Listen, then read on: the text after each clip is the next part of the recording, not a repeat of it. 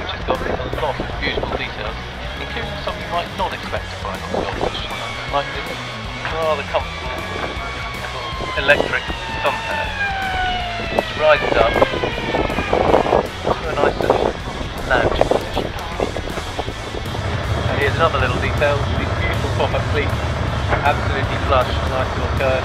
When you need them, give them a pull, up they come, put the line round, all sorted, but as elegant as you'd expect on a Goldfish. Even the fenders have their own little bespoke lockers, which are perfectly shaped and sized to fit the Goldfish fender.